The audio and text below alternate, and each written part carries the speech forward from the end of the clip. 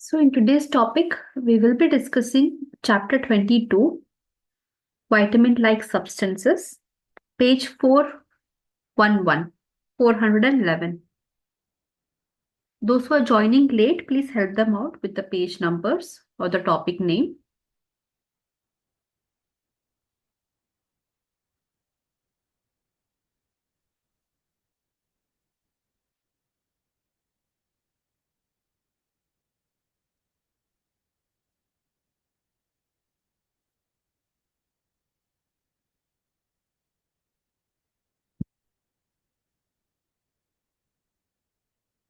.416 is the page number in new textbook.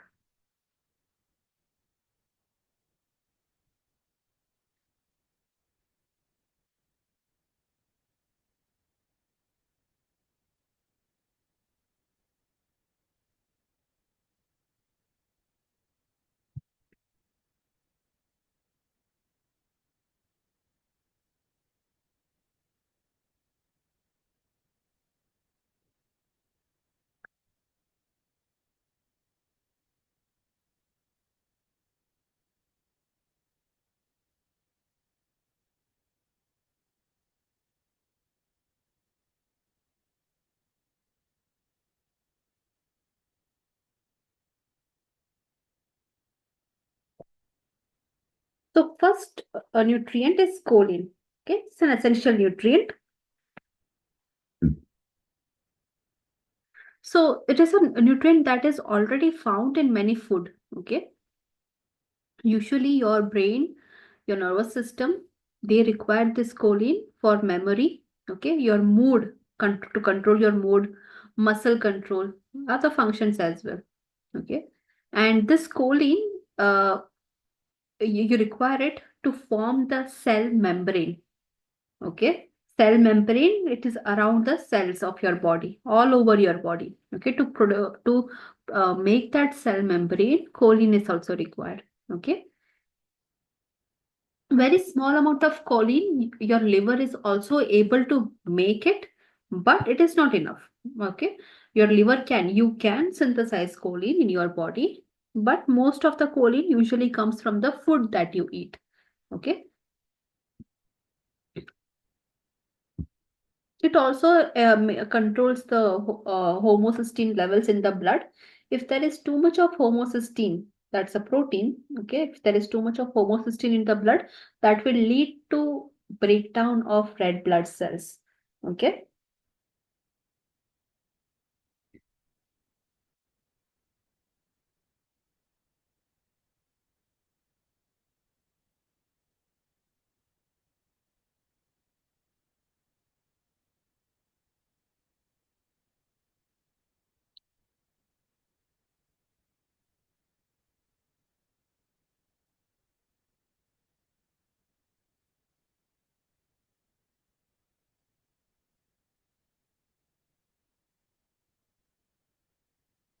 Then good sources of choline,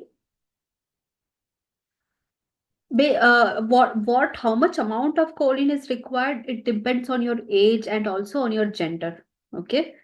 Like usually breastfeeding women, they require the most number of choline because they have to produce more cells in their body as well. The milk producing cells have to be produced, as well as they have to supply to the child also. So majority of the choline is required by the pregnant woman, okay, around 550 mg and all is required, and also by vegetarians, okay, because usually the choline based food is meat, eggs, poultry, fish, dairy products. These are the main choline containing food, okay.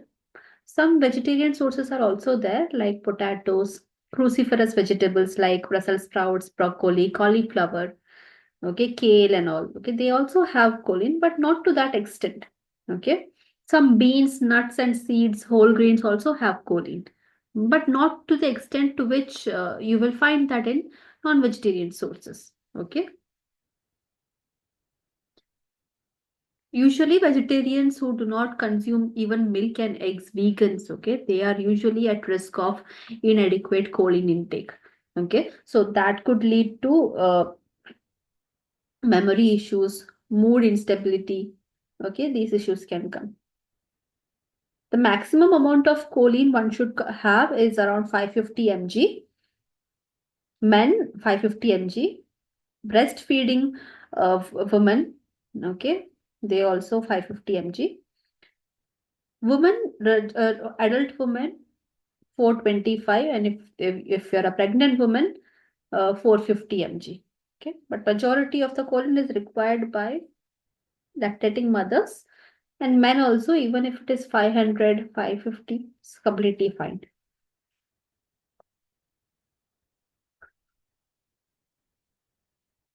Supplements also have choline, okay? Multivitamin and mineral supplements, they also often contain choline. There are the specific dietary supplements that are only made of choline. Choline supplements are also available, okay?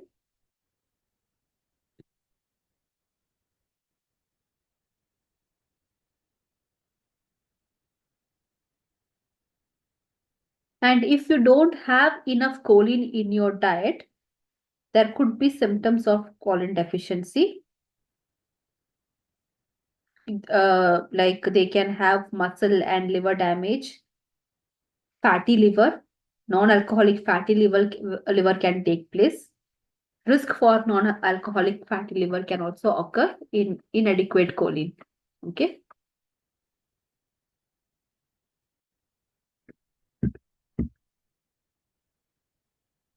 And some studies also suggest that if you are getting enough choline, that can take care of your heart and blood vessels, health of your heart and blood vessels, reduce your blood pressure.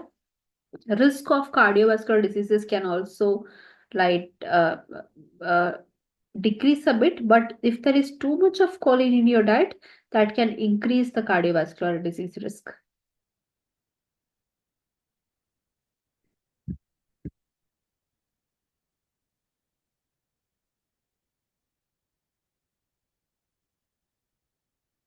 So that's about choline.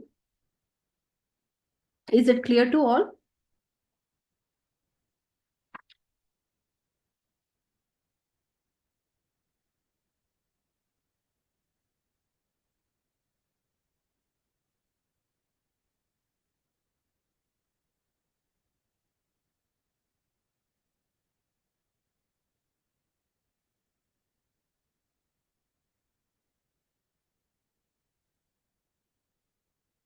Next is deficiencies would lead to cardiovascular diseases risk. Okay, there is no specific disease condition that is related to choline, but choline deficiency can increase the risk of other disease conditions.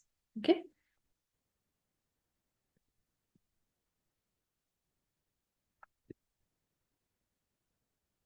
Some whole grains and cereals also have choline, but not much. Beans, seeds, nuts, cruciferous vegetables. Okay, they are the vegetarian sources.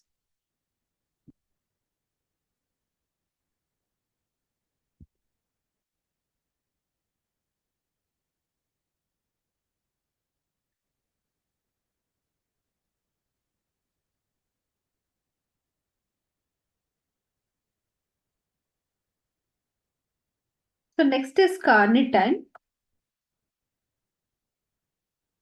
So sufficient amount of carnitine, which your body can also produce. Okay, that's a vitamin. This is a substance nutrient that your body can also produce. Vitamin like substances are the chapter for today's discussion. So sufficient amount of carnitine your body can produce, and it is required for your fat metabolism. Okay. It is from an amino acid. Okay. A protein, it is come from a protein source, amino acid. Foods that are specially from animal origin, like non-vegetarian sources, a carnitine is naturally present in them. Okay. Apart from that, carnitine dietary supplements are also available. And even within your body, your liver, kidneys, and brain, okay, they can produce carnitine from other amino acids. So carnitine is kind of a conditionally essential nutrient because based on an individual's ability to make this nutrient, they require carnitine or they don't require carnitine. Some people, they make enough amount of carnitine in their body, they don't require access carnitine from other food sources. Okay.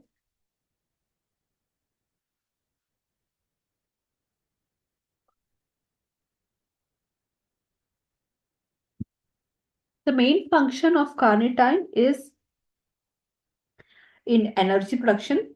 Okay. It helps in transporting the long chain fatty acids into the mitochondria, so that once the fat is inside the mitochondria can burn it and use the energy out of it. Okay. And so that the mitochondria can make adenosine triphosphate out of the long chain fatty acid. So carnitine is required for this transportation to take place. Okay. It can also take some toxic compounds out of the mitochondria. Okay. It can bring fatty acids for energy inside the mitochondria, and it can pull out some toxic contents out of the out of mitochondria. So for this transportation, carnitine is required. Okay. How is it associated with fat loss? It is enabling fatty acids to get burned up in mitochondria. So that's why it is associated with fat loss and weight loss. Okay.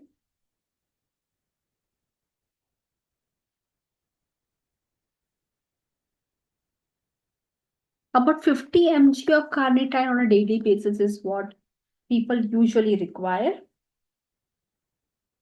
It assists L-carnitine. It assists in the breakdown of energy stores in the cell, and it also plays an important role in making fat available for your muscle tissue, promoting muscle energy.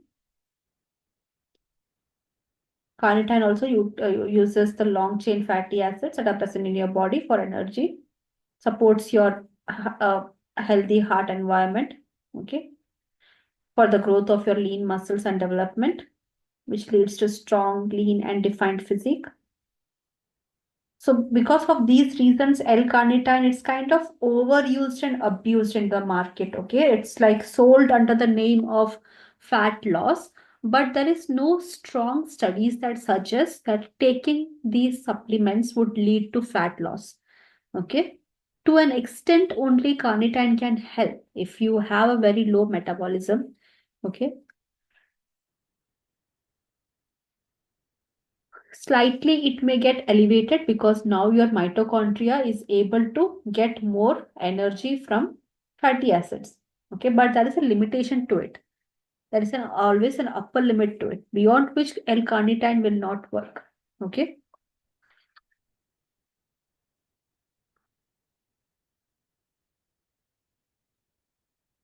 So the food sources that contain carnitine, it's usually the red meat like beef, pork, mutton, and all.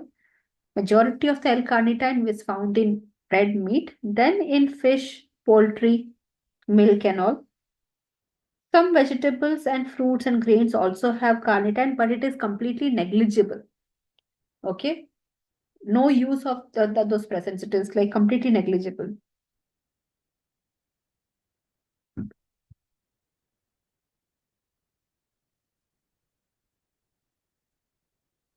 Dietary supplements is also available.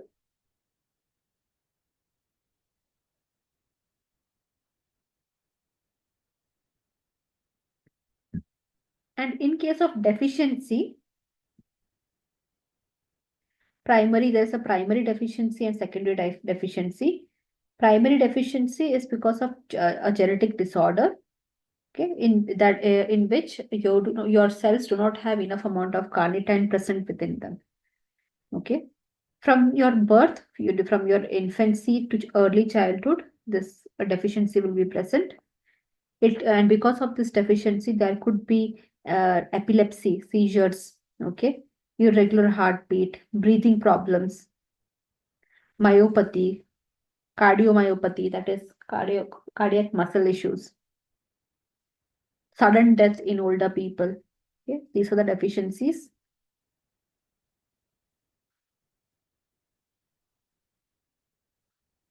And then there is secondary carnitine deficiency that results from an pre-existing disease. Okay, you already suffer from some renal failure, kidney issues. Because of that kidney issues, because of a disease condition, you are facing choline deficiency. It can happen like that. That is secondary choline deficiency.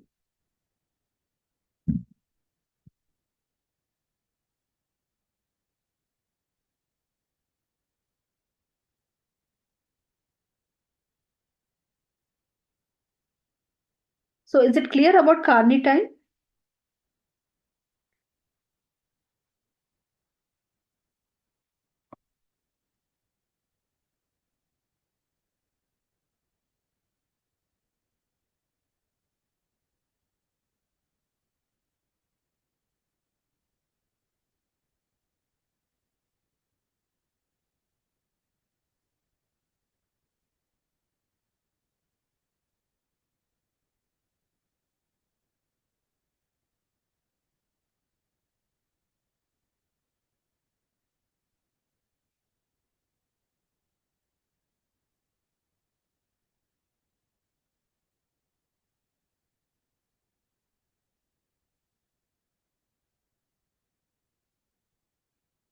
So next is coenzyme Q10.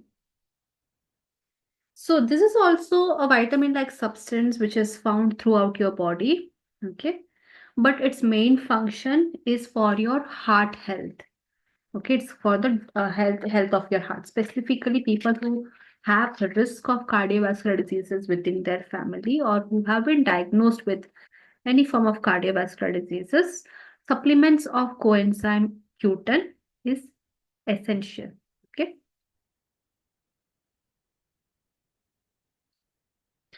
Usually, when aerobic cellular respiration takes place, which means your cells are using oxygen for energy. Okay. Humans have mainly three different pathways in which energy is produced in your body. Okay. One pathway which uses, that's the most common pathway that uses your oxygen. Okay. Second pathway is anaerobic respiration, in which absence of oxygen. Okay, when you go to the gym, you work out for the first time for long hours. Okay, the second day you have the sore muscles and sore body, no, because your body went into a state of anaerobic respiration. Okay, and lactic acid was produced, and that got stored. Okay, and that is what makes it sore. Your muscles and body ache and sore after heavy workout. Okay, so that is anaerobic respiration. In aerobic respiration, these acids are not formed. Okay, oxygen is burnt up for energy.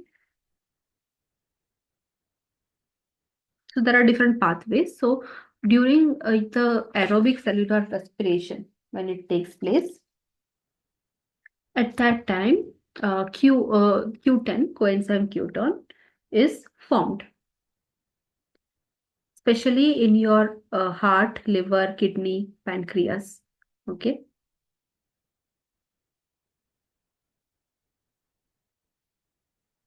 It can be synthetically made as well in laboratory. Okay. Much of the work of coenzyme Q10 is in your mitochondria because that is where energy is produced. Okay.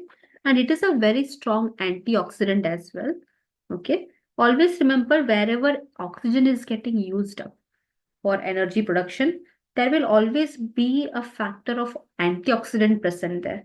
Okay. Because oxygen is giving itself up for some reaction to take place, and oxygen becomes unstable. It has given its electrons and oxygen becomes unstable. Okay, unstable oxygen means it's a free radical. Okay, so a presence of antioxidant should always be around. Naturally, it exists in this way. Okay, so coenzyme Q10 is also a very strong antioxidant.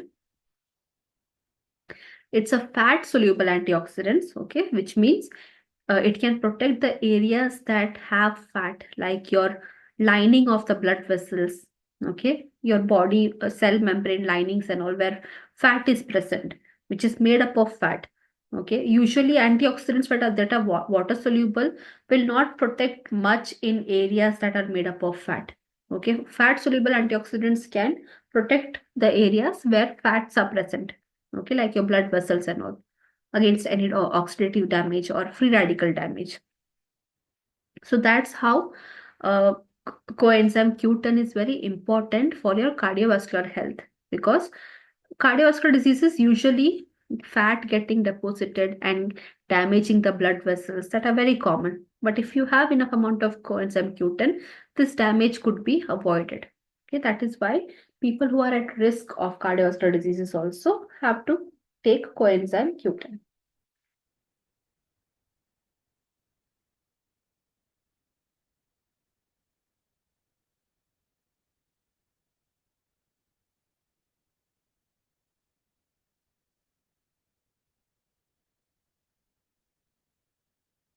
So mostly any condition in which your heart is affected, like heart failure, congestive heart failure, chest pain, high blood pressure, okay, migraines also, Parkinson's disease.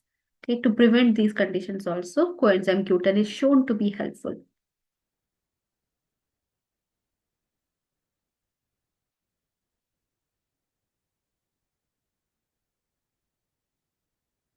It is also seen that people who are already diagnosed with these disease conditions like heart failure, blood pressure, Parkinson's, they already have low levels of coenzyme Q10. Okay.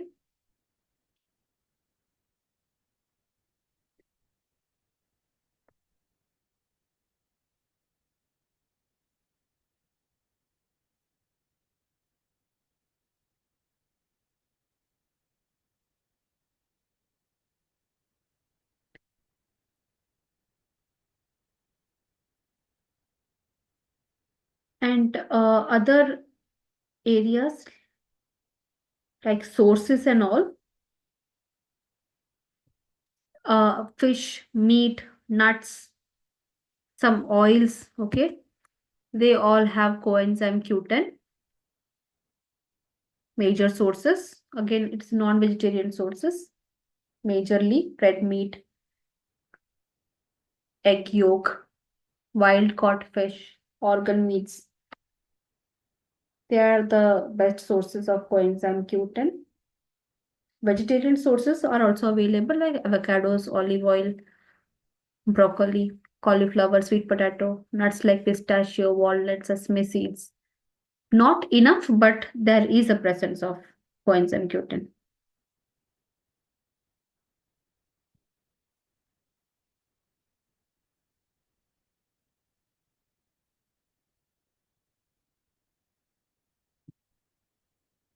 Is it clear to all regarding coenzyme Q10?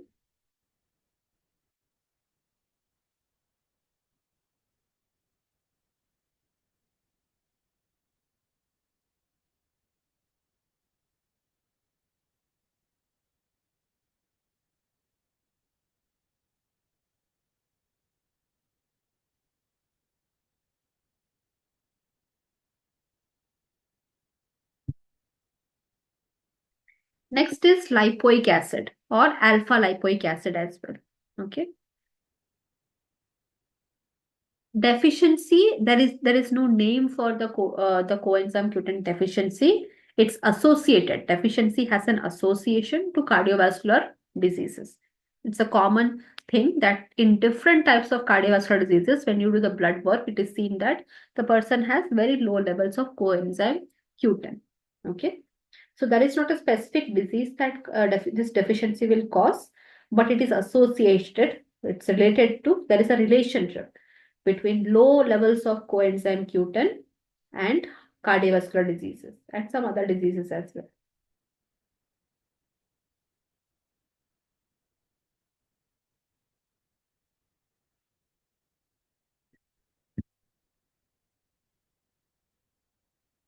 So lipoic acid or alpha lipoic acid, it is an compound, organosulfur compound. It has a sulfur. Okay, organic compound means it has the carbon atoms in that. And it's a very important cofactor to various enzyme complexes. It has an anti-inflammatory property. Okay, it also plays in energy production pathways, aerobic and anaerobic. Okay, and it is both water soluble and fat soluble. Lipoic acid. It has several health benefits like that. It can also, to an extent, control your blood sugar levels. For a person, a healthy person, your body also naturally produces alpha lipoic acid.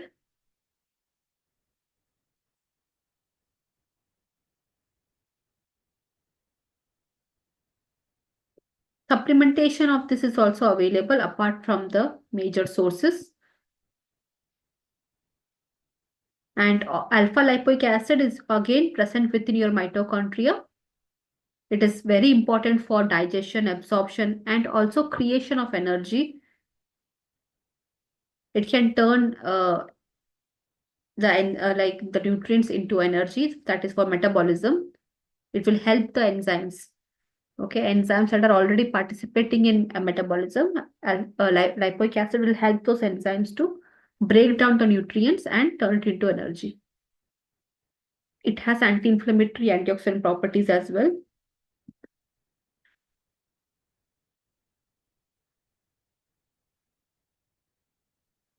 Very small amount of alpha like lipoic acid is produced in humans, but it's not that sufficient. Other uses for lipoic acid are for weight loss. Some claim that lipoic acid can lead to help in weight loss, weight management, improve your muscle energy metabolism, how much calories you can burn, these things. No definitive evidence for this, but some association has been seen. Diabetes also, it can control blood sugar levels. Inflammation, since it has anti-inflammatory property, antioxidant property, it can reduce inflammation. Heart diseases can be prevented. Memory issues, memory loss, memory issues, that can be prevented.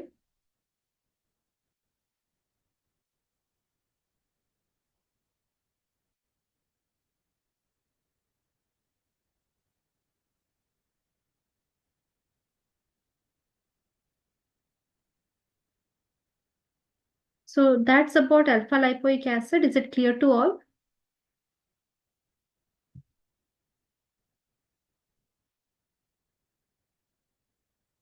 It's a very small topic, lipoic acid.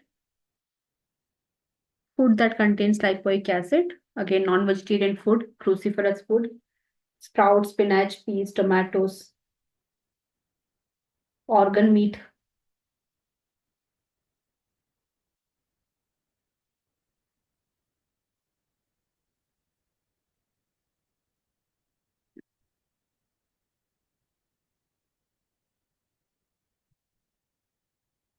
Then we have inositol.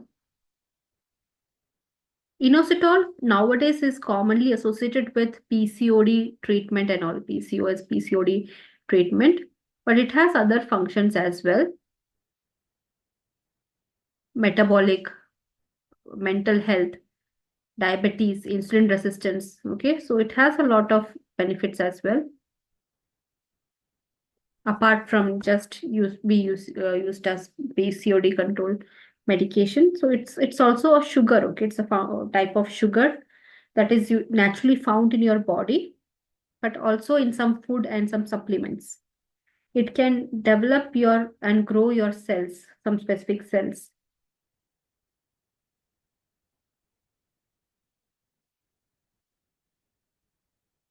In organ meats, fruits, corn, bean, grain, legume, these are certain food in which inositol is present. And it is also called as vitamin B8, even though it is not a vitamin, but it is under the name of being vitamin B8.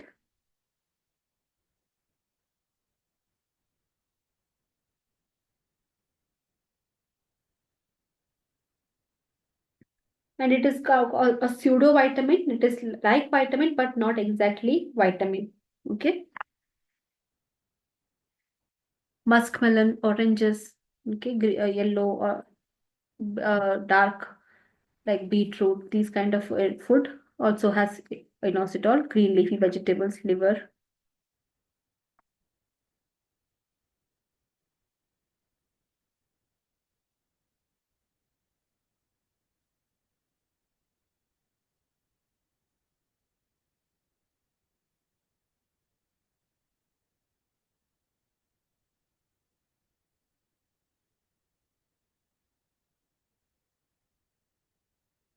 Even 1 gram of inositol per day can have benefit, multiple health benefits. It can control your insulin resistance. Those who suffer from insulin resistance, very common with PCOD, memory issues, people who suffer from mental health disorders like stress, anxiety. Okay, inositol can help with that as well. Lower the risk of metabolic diseases, mood disorders, depression, and all. Help your body take up insulin, make use of insulin, lower your cholesterol levels. In pregnant women, reduce the risk of gestational diabetes, preterm birth, polycystic ovarian disorder. These things can be reduced with inositol.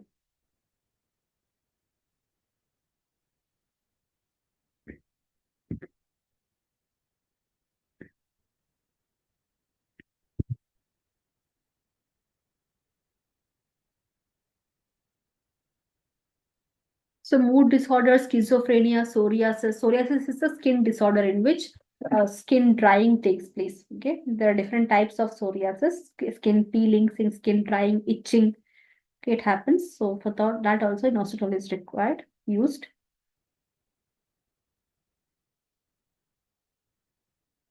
Some association in controlling glucose and hormonal metabolism. Your hormones are completely responsible for your metabolism. To keep that in check, inositol can be used. It can break down bad fat and convert it into good fats.